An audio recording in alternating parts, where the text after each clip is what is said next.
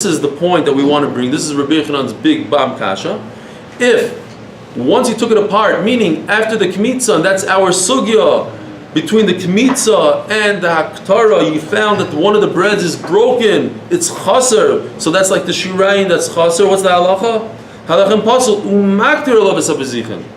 You continue doing Haktara. What would Rish Lakish say in this case? Throw it out. So it's a big kasha on Rish Lakish. And now the Gemara just continues. Rashi says it's just agav the rest of the brisa.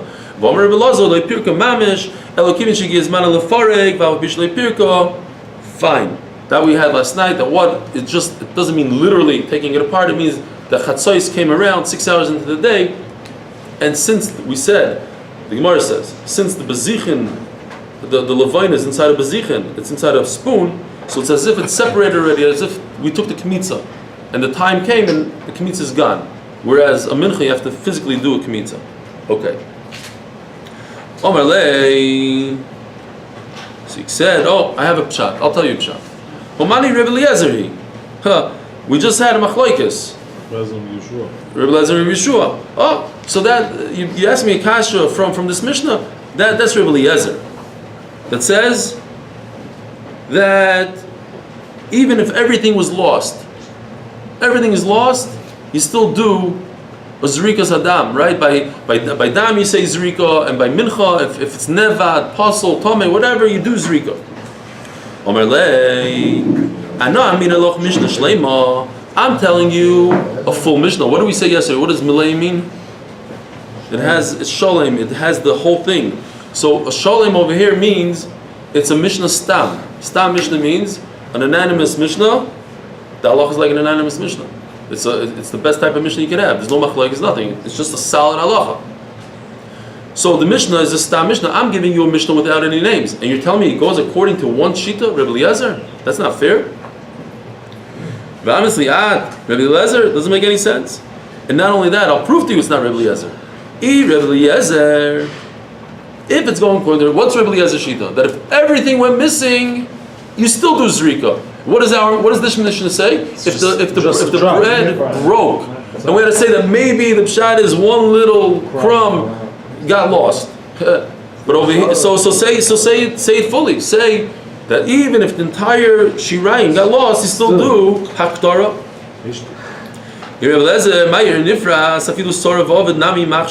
Even if it's completely lost, forget about one crumb. It should also be kosher according to Rebbe Eliezer. So obviously it's not Rebbe Eliezer. Ishtik. Rish Lakish had no answer. Asked the Gemara, but my shasa. Eli, isn't every stam mishnah or a mir? Maybe. Like yeah. Let's say. Yeah. Stam mishnah or meir. Yeah. Very good. But it's still a solid mishnah. It's a lot better than saying that's Rebbe Eliezer, which is this machlokes Rebbe Shua and Rebbe Eliezer. We don't know who to go by. If it's stam mishnah is Meir and halach is like him, and finished. Ishtik, so Rish Lakish was quiet. Asked the Gemara by my shasa. Why was he quiet? He could have a very good answer. Leimelei, tzibur shani. What are we talking about? We're talking about lechem aponim. Lechem aponim is for the klal Yisrael. So sometimes we have exceptions to the rule when it comes to the tzibur. You see, Rashi says by the tamid that you do tamid even on Shabbos, and you do tamid even if the kohen is tamid. If you have no other way out of it and everybody's tamid, you do it by tzibur. So maybe if this lechem aponim has a little bit of a problem, a crumb fell out, maybe that's why you can do it. But don't bring me right to anything else.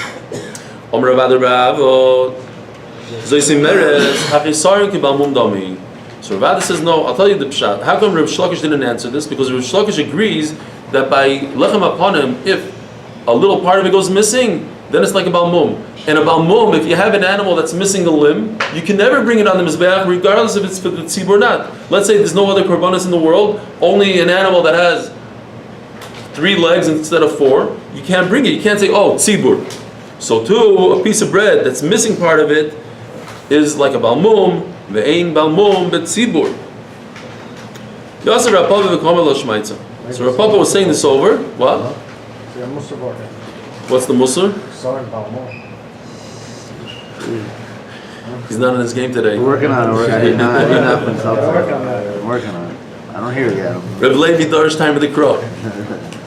Omalei Rav Yosef Bar Shamiel Rav Papa. So Rav Papa was saying over this Vart, he's telling him Dvar Torah, and he says, oh, there's no Balmum but Tzibur. Omalei Rav Yosef Bar Shamiel Rav Papa, wait a minute. Mila Yaskina the Rabbi Yochanan Shlogish ben Minchas Ha'omer. The Tzibur here, they argue on all types of menachos. One of the menachos happens to be Minchas Ha'omer. And that is certainly a mincha of a Tzibur. Yet there's still a machlokes. Upligi. Rish Lakish didn't say, oh, our machlokes is only in every mincha besides the Minchas Ha'omer. Even in Minchas Ha'omer, Rish Lakish holds, throw it into the garbage. What happened to the Tzibur? He should have said right away, Tzibur is different in Minchas Ha'omer, but he never said it. So you see that Rish Lakish does not hold of the svara of Tzibur. Tzibur is not different. Omar Rav Malkiyoi. Tanachada misolta. We have a brayso that brings from the pasuk misolta. She'im chosra kolshu psula. Solta meaning all the soilus, solta, the soilus, the fine flour. By the way, what does fine flour mean? What? Oh, that's why I'm asking the question. It's a trick question. He says fine flour means sifted. Anybody else have a pshat? What does fine flour mean? Soilus. Soilus means the better, fine meaning the better type of white. It's actually not sifted. It's to the point where if you put your hand into it and you pull your hand out, it shouldn't have any white left on it. So it's a thicker type of flour, but it's the better type of flour. It's the better. That's what fine means. When the Art Scroll translates fine. Fine flour. Misalta, from the fine flour, Shim Chosra Kolshu Psula. So I learned from this pasuk, from this word Misalta, that any chisaron makes it pasul. Mishamna, from its oil, Shim Chosra Kolshu pasul. Any small amount is pasul. Like we had, remember? One gargir, one grain of flour missing is finished. Toast. Where in the whole Torah you have kazayas, revius. Over here there's no revius by the shemen. It's a mashu. Betanya yidach. This is the Kmitzvah's chassid? What's chassid? Anything. The shirayim. But there was no Even the shirayim. This is like Rabbi Yochanan? We had from the kmitza and we have from the shirayim. So it's both. That's where we're getting to. Betanya yidach v'hanu seres min mincha. Another pasuk. Min mincha. Ha-mincha, the mincha, meaning, Prada mincha shechosra hi v'shechosra kumtza, right? That answers your question. Both from the shirayim and even from the kmitza part. Both parts of the mincha have to be whole. V'shaloi hikter milabernosa klum. Fine. Says the Gemara, Trei kroi b'chesaron lamali. Why do I need misalta and ha-mincha? Why do I need two psukim? Lav, isn't this a question or Rabbi Yochanan?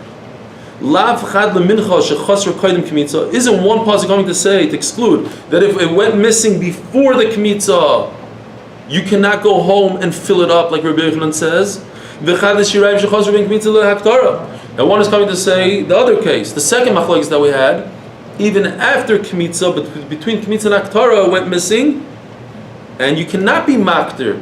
And that would be the tiyuf to the Rabbi Yochanan b'taravayu. Two questions on both of Rabbi Yochanan shitas. Says the Gemara,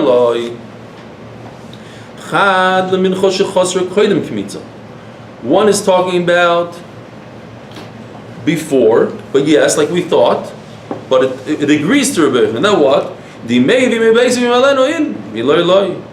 Yes, it's possible as long as you don't fill it up. But you have the option to fix it and fill it up from other soilus.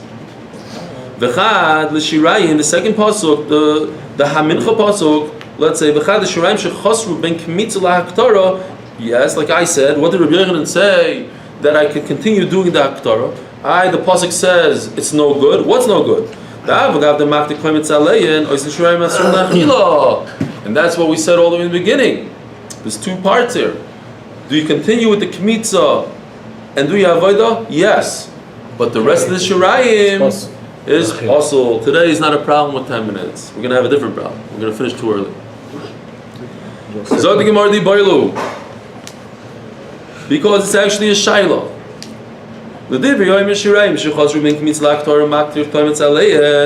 Yes, we have a machlokes. Rabbi Yochanan holds that you can be makter, you continue doing the aktara, But what's the halacha of the leftovers? Similar to what we had by, let's say, zvachim. That if somebody makes a mistake in a carbon, you continue bringing the carbon, but it doesn't work for the owner. Over here also maybe. You continue bringing the kmitza, but the shirai doesn't work. Throw the shirai out.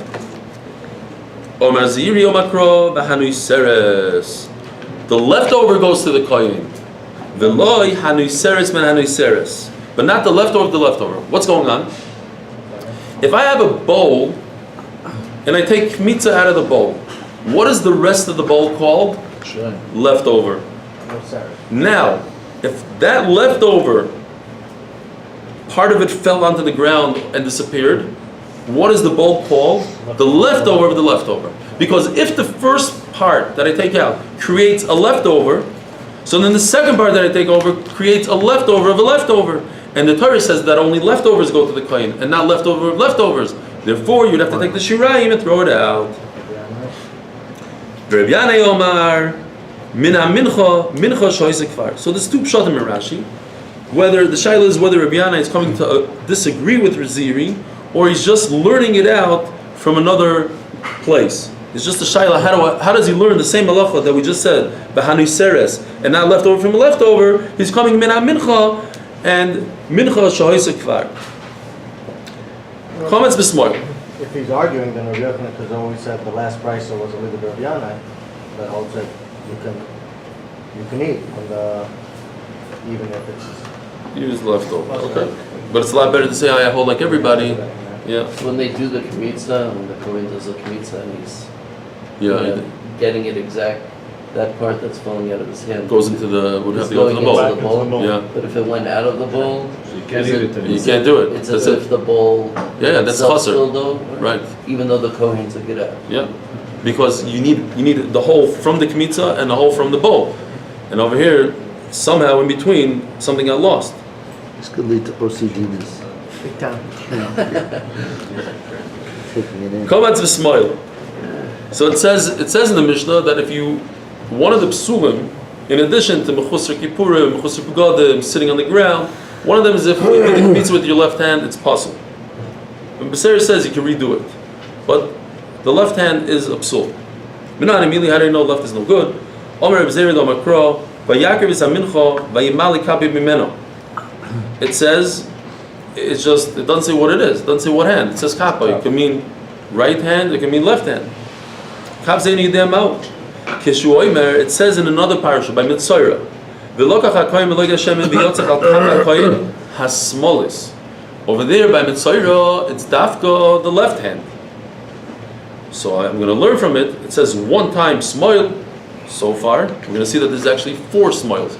But the Gemara starts off saying we have one diuk, smile, dafkin the parsha Mitzayra, but b'kol mokem shenemar kaf enoi elo yamin.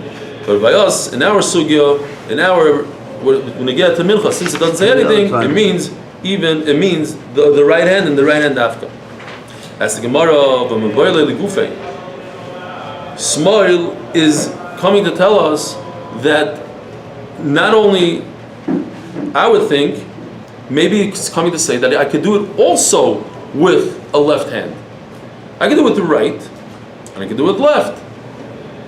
It's coming for itself. But maybe, in other words, over here, by Mitzorah, I need left. But anywhere else in the Torah, I could do both. I could do right or left. The Torah by Mitzorah is saying dafka left. But Meichetesa to say that in the rest of the Torah it's only right. Maybe in the whole Torah it's right and left, and over here it's only left. That makes sense.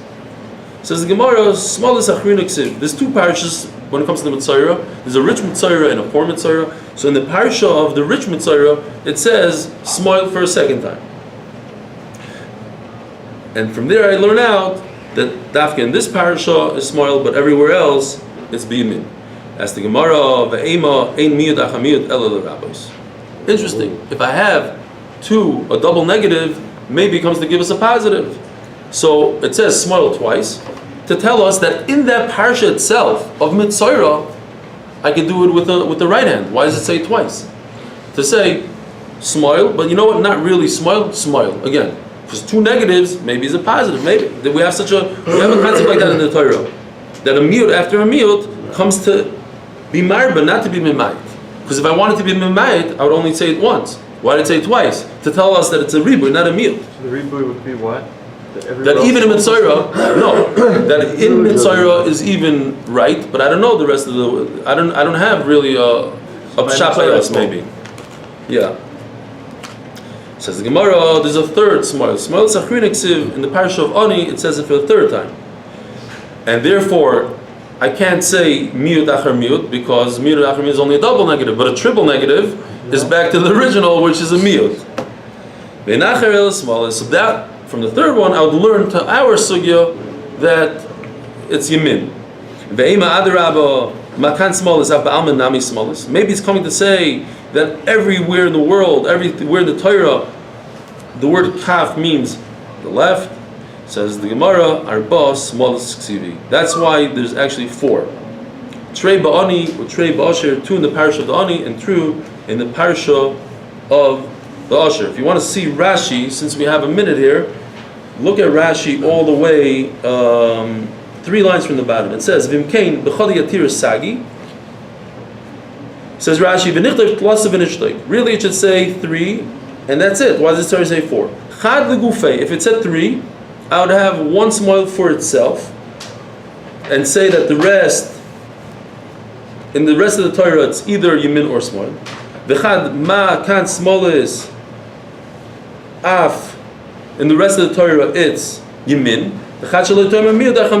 And one to tell us that it's you don't do a double negative, it's a triple negative. And then the fourth one is to teach us for the rest of the Torah that kaf means yamin. Have a great day. Thank you. Anyone know what time the train goes to Tel Aviv?